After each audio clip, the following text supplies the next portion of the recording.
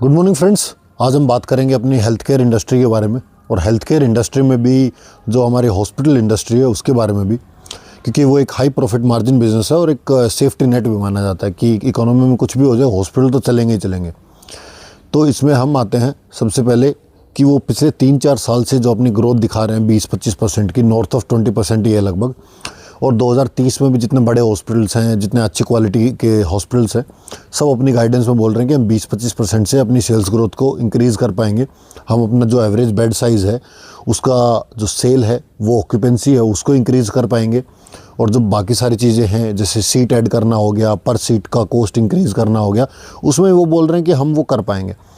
तो उसके main reasons और मेन डिमांड्स क्या हैं इन फैक्टर्स की, तो उनके ऊपर बात करेंगे आज। तो मैंने जितने भी डॉक्यूमेंट्स पढ़े, एक IRDAI का डॉक्यूमेंट पढ़ा, बाकी जो PPTs पढ़ी, कौन कॉल सुने इन कंपनीज़ की, तो उनके बेस पे हम 4 सब्जेक्ट पे बात करेंगे। तो फर्स्ट हो गया जो लाइफस्टाइल डिजीज़ है ना, सब कंपनीज़ ये कह रहे हैं कि लाइफस्टाइल डिजीज़ इंक्रीज़ हो रही हैं, ठीक है। और मैंने कहीं तो पढ़ा था कि fatness is new normal and eating healthy and staying healthy become a rare thing these days ना। अगर कोई बोलता है मैं 2 टाइम एक्सरसाइज करता हूँ, अंडे खाता हूँ, पानी पीता हूँ, तो उसको ऐसे अजीब तरीके से देखते हैं लोग। तो वही है। तो दूसरा हो गया जिन किन हॉस्पिटल्स में हमको सबसे पहले देखना है कि स्पेशलाइजेशन किस में ज़्यादा है। कार्डियक का हो गया, IVF का हो गया, ऑर्गन ट्रांसप्लांट का हो गया, और मेन है वो ऑन्कोलॉजी, कैंसर के केसेस बहुत स्पीड से इंडिया में बढ़ रहे हैं। कि पहले तो लोगों में अभी अवेयरनेस आई है कि हमें चेक करवाते रहना चाहिए कि लास्ट स्टेज पे पता लगे, वहाँ से रिकवरी बहुत मुश्किल होती है। तो उसमें एक बहुत स्पीड से आया है। तो जो हॉस्पिटल्स ऑन्कोलॉजी को अपने प्रेफरेंस रख रहे हैं उनमें बहुत पैसा है। अभी बोलते टाइम अजीब भी लग रहा है क्योंकि इतना हेल्थ डिटेरियोरेट हो गया है कि हम लोगों का अभी डेथ रेट बढ़ रहा है कैंसर की वजह से। और उसमें हम एज ए स्टॉक इन्वेस्टर्स ये देख रहे हैं कि हाँ, अगर कैंसर बढ़ रहा है तो हॉस्पिटल में पैसे ज़्यादा कमाएंगे, तो हम कौन सा हॉस्पिटल खरीदें। So we are making money out of the bad health of people, we can say. और दूसरा है जो इंश्योरेंस है ना, हेल्थ इंश्योरेंस, उसमें बहुत स्पीड से इंक्रीज़ आ रहा है लोगों में कि अगर एक वो जो insurance regulatory authority of India है उसका एक डॉक्यूमेंट पढ़ा था मैंने कि FY15 में 280 मिलियन कुछ पीपल थे जिनके पास हेल्थ इंश्योरेंस था। और 2024 FY24 तक ये डेटा हो गया 580 या 575 के, मतलब मैं श्योर नहीं हूँ, 5-10 का नंबर ऊपर नीचे हो सकता है। तो 580 मिलियन मान लीजिए, अब तो लगभग डबल हो गया। और वो कह रहे हैं कि ये लगभग यहाँ से भी डबल हो जाएगा FY32 तक, 2032 तक ये यहाँ से डबल हो जाएगा। तो लोगों में प्राइवेटाइजेशन का आएगा। जब हेल्थ इंश्योरेंस होगा तो वो एक अच्छे हॉस्पिटल चेन में जाएंगे, और क्योंकि उनको ऐसा बजट का इश्यू नहीं रहेगा क्योंकि उनके पास हेल्थ इंश्योरेंस है, तो वो बेस्ट के पास ही जाएंगे। दूसरा हम इसमें बात करेंगे कि जो हॉस्पिटल्स हैं वो स्पेशलाइजेशन में कौन कौन जा रहा है। जैसे यथार्थ हॉस्पिटल है, उसका 20% जो रेवेन्यू है ना वो स्पेशलाइजेशन से आ रहा है।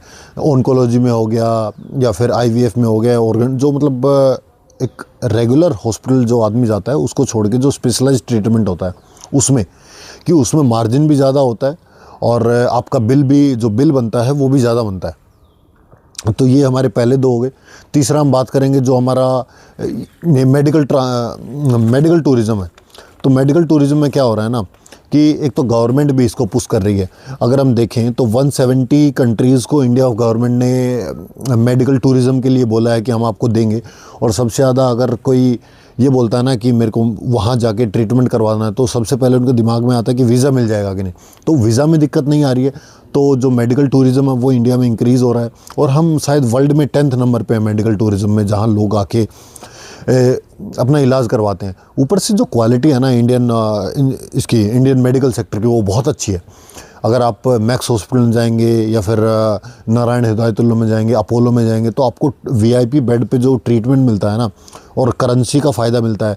जैसे करेंसी इंक्रीज़ हो रही है, वो डॉलर में कमा रहे हैं ना, डॉलर में, दिरहम में, वहाँ पे कमा रहे हैं। और ख़र्चा कहाँ पे कर रहे हैं? रुपये में, मेडिकल टूरिज़्म में। तो उनको वो सेम ट्रीटमेंट बहुत सस्ता मिल रहा है। अब कंपैरिजन में ये मान लो कि यहाँ का VIP बेड, इंडिया का VIP बेड अगर UAE में आप लोगे तो कोई जनरल वार्ड का बेड मिलेगा आपको। तो इतना फ़र्क आ रहा है। तो इसीलिए मेडिकल टूरिज़्म आपको, ये जो बड़ी हॉस्पिटल चेन है, इनमें सबसे ज़्यादा फ़ायदा मिलेगा। और ये कह रहे हैं कि मेडिकल टूरिज़्म लगभग 20% के CAGR से इंक्रीज़ करेगा। एक तो करेंसी वाला, बेस्ट ट्रीटमेंट और तीसरा आपको वीआईपी ट्रीटमेंट मिल रहा है एक जनरल वार्ड के पैसों में। चौथा हम बात करेंगे गवर्नमेंट स्कीम का।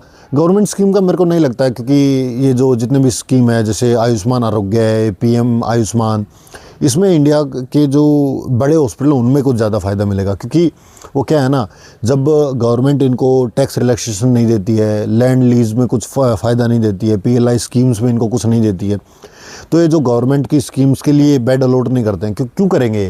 क्योंकि इनको गवर्नमेंट फ़ायदा नहीं दे रही ना।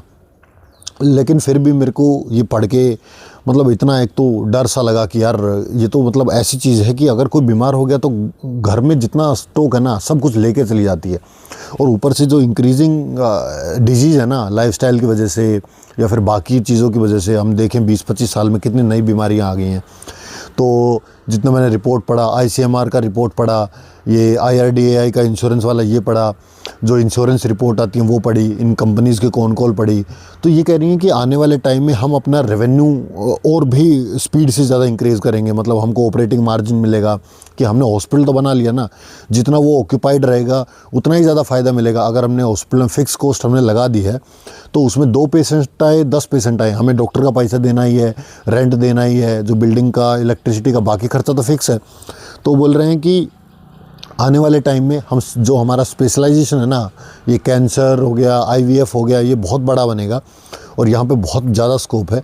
और मुझे नहीं लगता यार इस वीडियो से ज़्यादा कोई मोटिवेशन होना चाहिए आपके पास कि आपको रनिंग करनी चाहिए, अपनी लाइफस्टाइल को इम्प्रूव करना चाहिए।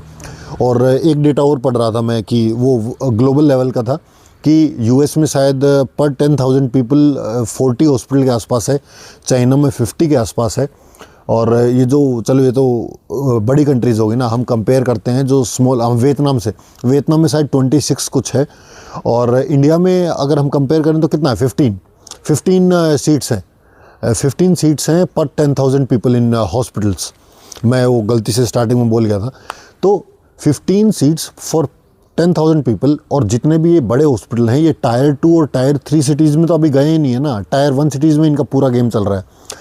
तो यहाँ से बहुत आपको पेस दिखेगा इनके एक्सपेंशन में भी, इनके केपेक्स में भी, क्योंकि अभी ये नया हॉस्पिटल बनाएंगे। जैसे रेम्बो हॉस्पिटल है, वो पहले साउथ का पूरा हॉस्पिटल था, अभी गुड़गांव में 2 हॉस्पिटल बना रहा है, वो अभी कंस्ट्रक्शन पे एनसीआर का रीजन में अभी स्टॉप लग गया था, इसलिए आपको दिखेगा कि उसका स्टॉक वहीं रुका हुआ है 1300 के आसपास। वो इसीलिए रुका हुआ है, जिस दिन वो कंस्ट्रक्शन पूरा हो जाएगा उस दिन वो स्टॉक भागेगा। तो आपको चार्ट देखने की बजाय ये चीज़ें देखनी है कि पूरे हॉस्पिटल सेक्टर में क्यों डिमांड है, क्यों वहाँ पर हमें पैसा लगाना चाहिए, क्या वो आने वाले टाइम में और भी इंक्रीज़ करेगा, और वहाँ पे स्पेस ऑफ सेल्स ग्रोथ क्या है, आने वाले टाइम में इसका ग्रोथ ज़्यादा है कि कम है, जो इसका प्रोडक्ट है उसको ये आने वाले टाइम के साथ इम्प्रूव कर रहा है कि नहीं कर रहा है। तो एआई का फ़ायदा हॉस्पिटल को हो रहा है। डॉक्टर एआई नहीं बनेगा, डॉक्टर ही रहेगा, लेकिन डॉक्टर को हेल्प करेगा एआई डिजीज़ पहचानने में, बाकी पहचानने में। तो यहाँ से उनको ऑपरेटिंग मार्जिन मिलेगा, क्योंकि इनका फ़िक्स कॉस्ट तो वही है। तो आपको ये चीज़ें देखना है और इस हॉस्पिटल इंडस्ट्री को बहुत बहुत गहराई से फॉलो करना है।